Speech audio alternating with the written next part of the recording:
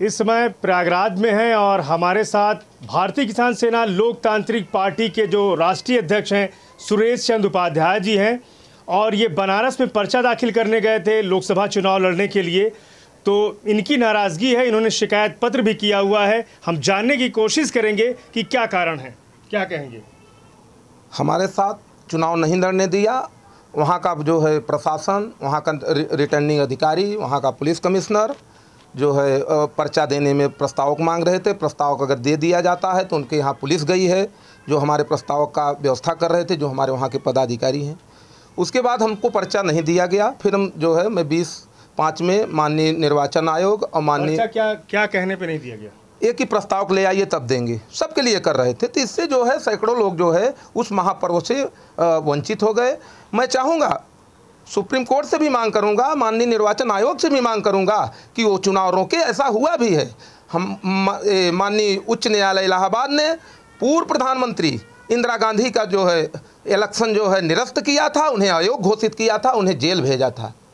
तो लोकतंत्र की मर्यादा के लिए जो मैं सुप्रीम कोर्ट के चीफ जस्टिस से अनुरोध करना चाहता हूं कि वो बनारस का चुनाव को रोकें और फिर से चुनाव कराएं, जिससे जो है जो लोग वंचित हैं हम लोग जो है उस पर्व में अपना भागीदारी सुनिश्चित करा सकें। ये जो कागज आपने लिखा है ये क्या है? ये हम अपने पैड पर शिकायती पत्र लिखा है उच्चतम न्यायालय के मुख्य न्यायाधीश DY चंद्रचूड़ को और माननीय निर्वाचन आयोग के मुख्य आयुक्त राजीव कुमार को, उनके नाम से मैंने पत्र लिखा है।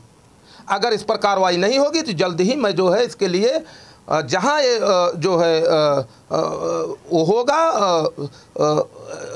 वैधानिक उसकी होगी, उच्च न्यायालय उच्चतम न्यायालय दोनों में मैं रिट पटिशन दायर करूँ। क्या मांग है? मांग है कि वहाँ का चुनाव रोका जाए, वहाँ हम लोग वंचित हैं और फिर से चुनाव कराया जाए। हम लोगों को चुनाव में भागीदारी सुनिश्चित करें और हम लोग चुनाव लड़ें, नहीं तो हम जो है कानूनी जोन बात प्रक्रिया में खटखटाएंगे दरवाजा। आप कह रहे हैं मोदी जी भी इसमें वो हैं? मोदी जी, हमें दुख इस बात का, मोदी जी प्रधानमंत्री हैं देश के, उनको संज्ञान लेकर वहाँ बतौर कैंडिडेट हैं। वो हम लोगों के कहते हैं कि 140 करोड़ परिवार है, उस परिवार का हिस्सा मैं भी हूँ। अब मैं चुनाव लड़ने से वंचित रहा, वहाँ से मुझे पर्चा नहीं मिला, सैकड़ों लोग वंचित रहे। उनको तो एक मंच बनाना चाहिए हम लोगों को लेकर जो है। और उन्होंने वो कहते हैं कि मैं यशस्वी प्रधानमंत्री हूँ, तो अपने मंच पर हम लोगों से बात करते हैं, देश की समस्या पर बात करते हैं और हम लोगों के साथ चुनाव लड़ते। तो आपको लग रहा है कि ये भय की वजह से पर्चा खारिज नहीं हुआ? हम लोगों को पर्चा ही नहीं दिया गया भाई। पर्चा ही नहीं दिया गया? पर्चा ही नहीं दिया गया, जबकि मैं 1 साल से वहाँ तैयारी कर रहा हूँ, मीटिंग किया हूँ, वहाँ लोगों से मिला हूँ, गली गली टहला हूँ। आज हम लोग एक तरह से मानसिक तनाव है, चुनाव नहीं लड़ पाए। कितने लोग आपकी पार्टी जो गठबंधन आपका किससे है? अरे उसमें जौन बाटे कई दल हैं जो है, हाँ छोटे बड़े जो है जी। हाँ, तो अब अगर जैसे इस तरह की मांग नहीं मानी जाती है तो आगे क्या होगा? आगे सुप्रीम कोर्ट में हम रिट करेंगे।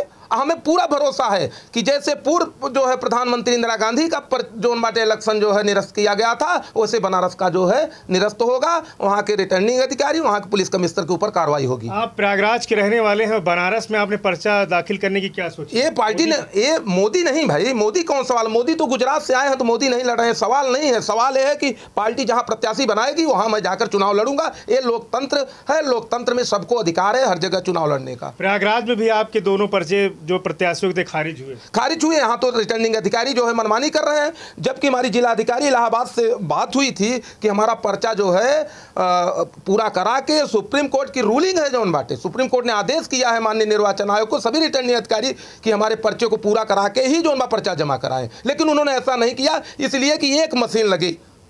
अब मैं जौन बाटे उसमें जो है जो चाहूँ वो करूँ।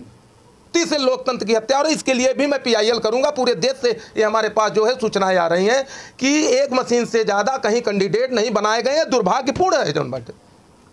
बिल्कुल। तो मैं मांग करता हूं निर्वाचन आयोग से, माननीय सुप्रीम कोर्ट में भी जनहित याचिका करूंगा कि कौन सा ऐसा, मैं एक भी और मांग करता हूं आपके चैनल के माध्यम से कि एक एडवाइजरी जारी करें कि सारे कैंडिडेट भरें क्या उसमें, उसको करके और जो है कैंडिडेटों के साथ, क्योंकि कैंडिडेट एक बड़े उत्सुकता के साथ चुनाव लड़ने जाता है, वो किसके पास है नहीं है। 25,000 रुपये उस 4 पन्ने पर्चे का इसलिए देता है कि मैं इस महापर्व में अपना जो योगदान करूँ, और उसका पर्चा खारिज हो जाता है तो उस समय उसकी वो दशा होती है जैसे वो मृत तुल्य हो जाता है। बिल्कुल सही। तो उसको मानसिक तनाव हो जाता है, तमाम लोग जो है बीमार हो जाते हैं। उसी कड़ी में मैं भी हूँ जौन बाटे। मैं एक बीमारी हालत से गुजरा कि मुझे चुनाव नहीं लड़ने दिया। मैं पार्टी का अध्यक्ष हूं, मैं क्या जवाब दूं जो है पार्टी के लोगों से।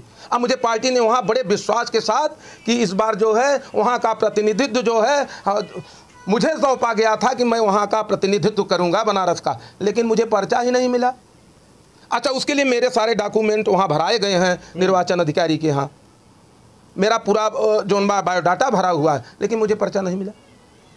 बिल्कुल सही। तो ये सुरेश चंद्र उपाध्याय जी हैं और किसान नेता हैं, भारतीय किसान सेना लोकतांत्रिक पार्टी के पुराने यहाँ के नेता हैं, ज़मीनी नेता हैं। इन्होंने जो कचरी है वहाँ भी पावर प्लांट के लिए लड़ाई लड़ी किसानों के लिए और उनको भी न्याय दिलाने के लिए काम किया है।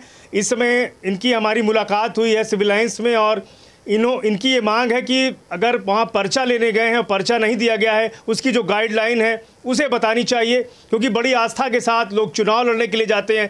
ये प्रयागराज छोड़ करके बनारस गए थे।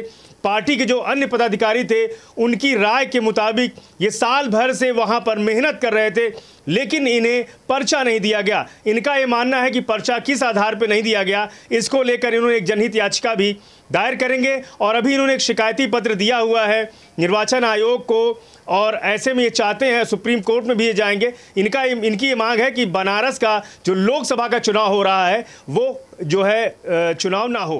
प्रयागराज से पवन देव।